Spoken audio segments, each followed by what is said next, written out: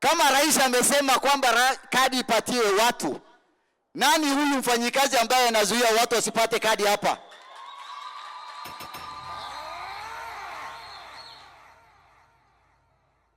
Hiyo ni kukataza rais yetu asipate kura.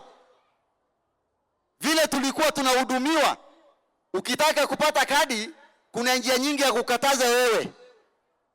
Kwanza mtu akikuangalia akiona wewe hivi anasema wewe unakaa kama mtu wa Ethiopia. Kwani Ethiopia imeandikwa hapo juu yako?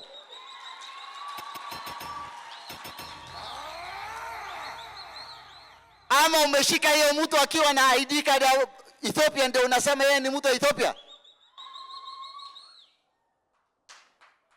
Saa zingine wanasema wanaangalia hii vaccination ya TB, BCG. Ati kama una hii wewe sio Mkenya. Kama wewe hujapata hiyo matibabu, nani alikwambia wewe si Kenya? Is it part of identification? Sasa watu wanakatazwa hapa kwa sababu mtu hana BCG. Utawala gani bado inatufuata? Na rais amesema kwamba hakuna maneno kama hiyo. Tafadhali naomba, Mheshimiwa Rasa uko hapa, Mheshimiwa Naomi uko hapa, waje tuchukue hatua. Yule anakataza mtu kadi hapo, tunataka kusikia amewekwa jela. Hakuna mambo mengine. Maana huyo ndio adui wa rais yetu William Samoei Ruto. Na registration ya ID iendelee kila mahali, hata sio hapa Central pekee. Waende Sagante Jaldesa. Yule mzee ambao hawezi kufika town apewe ID yake na apate haki yake. Hakuna vile mzee wa 75-80 years mtoto yake amesoma university. Some of our children wanafanya hapa county government, wengine wako national government. Alafu mzee anaambiwa ati yeye sio Mkenya. Intati wanakasi. Kwa hivyo ID namchufachira. Alafu kutoka ra tunaomba ID watoto wa shule wale ambao wako high school kabla hawajamaliza ID wapewe wakiwa shule, wakimaliza form 4 mtu akiwa akitoka atoke akishika ID yake. Najua president amesema kinaga ubaga hakuna Mkenya anakatazwa kuwa na identity card. Kwa bunge ya taifa wale wanapeana ID card wanakuja chini ya kamati yangu.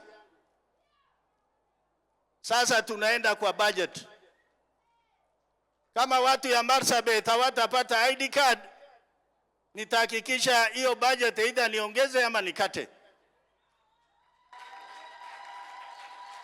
Kwa hivyo bwana county commissioner, DCC, ACC, even tomorrow we are going to be here and we are going to make sure watu wetu wamepata ID card.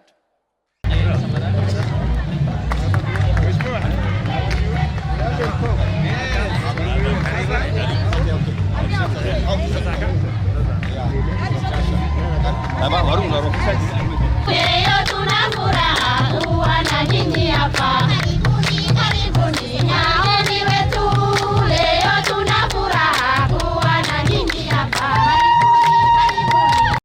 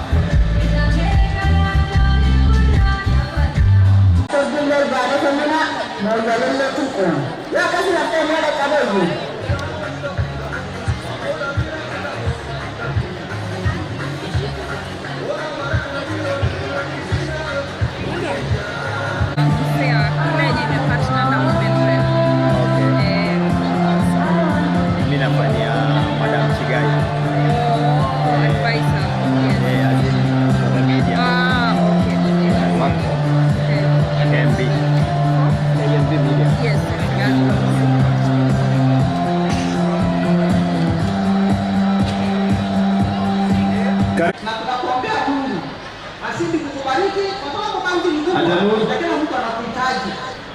Wewe ni mama ya kila mtu na umekumbuka hata wale wamesaulika zamani. Mungu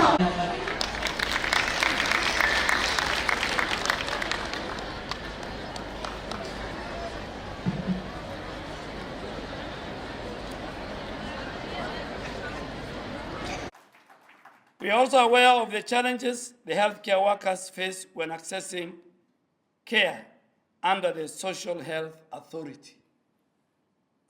It is inconceivable that those who deliver care cannot themselves access quality care. And I repeat it, it is immoral, unacceptable that those who deliver care cannot themselves access quality care. I am working closely with the Social Health Authority, with their chairman is here, the Digital Health Agency, the institution that locks you out. By the way, it's not even SHA that locks you out. It is the system, it's the super digital highway that locks you out. The CEO is here, the Council of Governors, the Ministry of Public Service, and the National Treasury to resolve these issues immediately and decisively. We must care for our carers. We must care for our carers. And today I'm happy that one of the governors who believe in the implementation of the UHC is sitting here. And I will endorse, and I will take his proposal to the Council of Governors that the SHA contribution for not only healthcare workers, but for all civil servants, both at the national and at the county level, be deducted at source.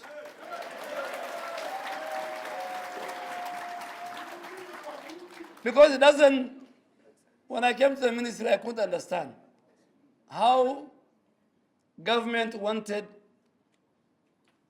UHC to be successful when its own public servants and healthcare workers are the people who are locked out. So when they go to hospital, if the nurse and the doctor and other health workers said, I don't have a cover, so SHA is not working. That was why we had a problem, and nobody was seeing that. So I think the proposal of His Excellency Governor Abdul Samad, a very progressive solution, is the one that I will take to the Council of Governors, to Public Service, to the National Treasury, to the Presidency, Dr. Mai is here, and to the Cabinet, that we deduct SHA contribution at source. And the person that will do that, all after we agree, is the CS National Treasury. I mean, it's a pride we have as a union, the milestone that we have today. The last year, when we have special delegate conference, we were saying, Nakumicha must go. But today, in our annual delegate conference, we are saying Dwale must come.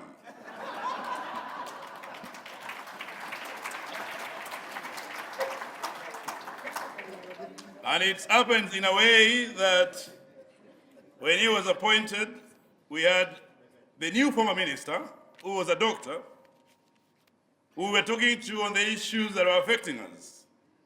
And so when he came in as a new current minister, we were worried whether he will have understanding of our issues. And I remember when we had Central Branch annual general meeting, We said that the new CS is a politician and we are not ready to have healthcare being politicized. But when we met with the CS and had a discussion on the issues that are affecting us, he seems to have really read the CBA.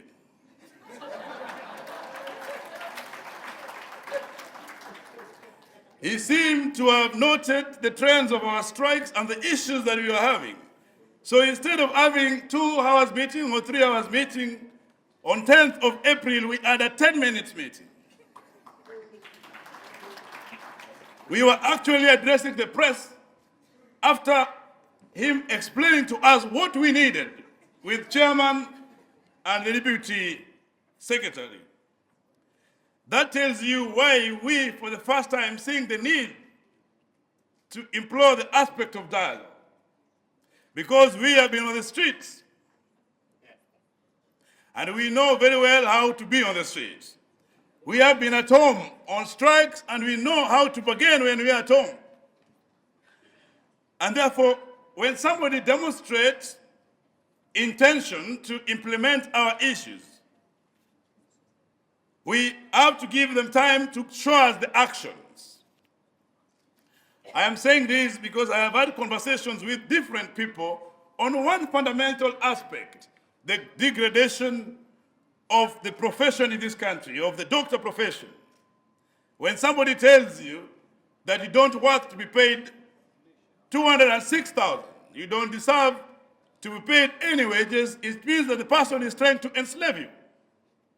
That they don't see the dignity that you need to have, they don't see that you need to have economic freedom. But he is the CS who came up and said, no, it's not about the pay. In fact, we need to pay you 400,000 like the doctors in South Africa. Or we need to pay you like the doctors of Botswana. So I can tell you that the engagement we are having today is that we should continue together with the governor of Mombasa, who I asked today to go and implore on the Council of Governors that our new CBA negotiation for the year 2025-2029 need to anchor that aspect of the inflation, that we should not anymore, after today, talk about the intern wages.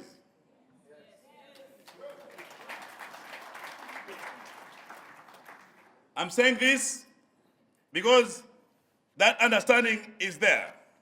We are very keen on stakeholder engagement. We are very keen on making sure that we build consensus within the health sector, because that consensus is going to help us do 2 things. One is that we want to build public trust and confidence in the healthcare system, and we cannot do it when we are not with you.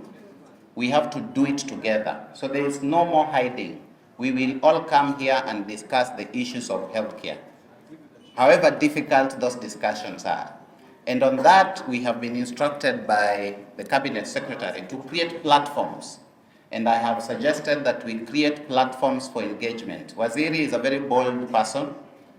He is always telling us, go meet those people. So I have met with the renal nurses, I've met with the Kenya Diabetic Group. We are meeting with you. Waziri has given us direction that he will lead from the front. We will come here and hear all the uncomfortable things that we can hear, and we will work on them. And that is the change. That is the change, because we want to build the consensus. And so, Waziri, with your direction, we are establishing these health policy platforms where we will listen to associations, we will listen to unions, we will listen to the civil society, we will listen to everyone, because we are also on a journey to establish order in the public sector. Bad manners must stop, where everyone is a law unto themselves. And that bad manners also must stop, even for you. Okay?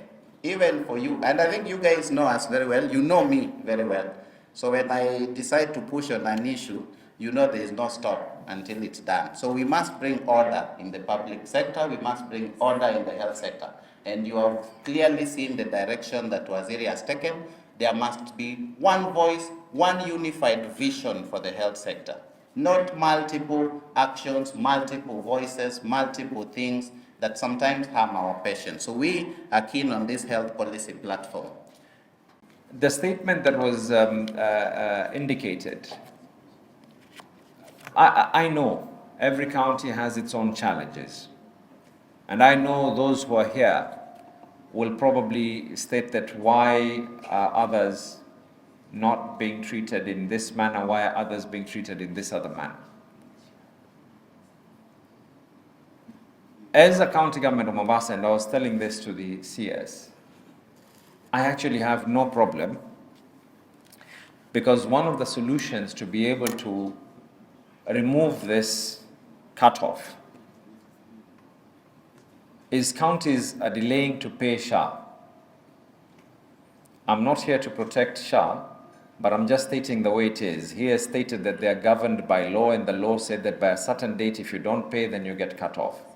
Now, are there counties, I'm glad Mombasa is not one of them, but are there others who the cutoff is done because people have not remitted? Yes. Maybe a conversation we might want to take on that is statutory deductions, which are compulsory that we have to pay, should be deducted from Treasury before the money reaches us.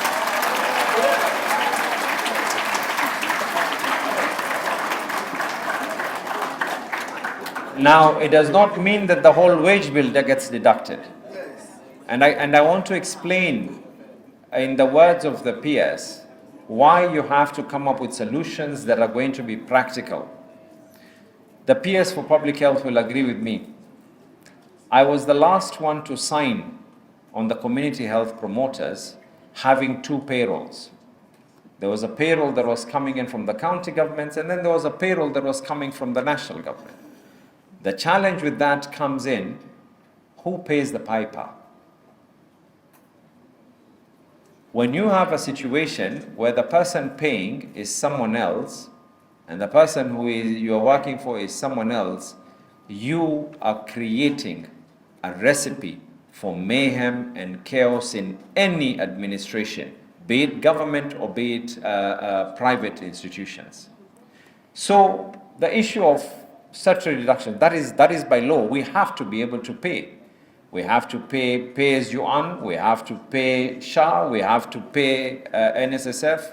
As a matter of fact, I said this even before being sworn in as a governor, and I said this, to even have oversight independence, there is nothing wrong in the money for county assemblies being deducted at source and assemblies getting their money as the executive is getting its money, so that everyone can know what their responsibility is and what their job is.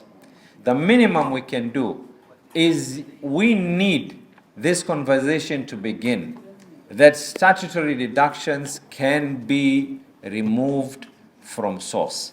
The issue of payroll management can continue with the county governments and should continue with the county governments.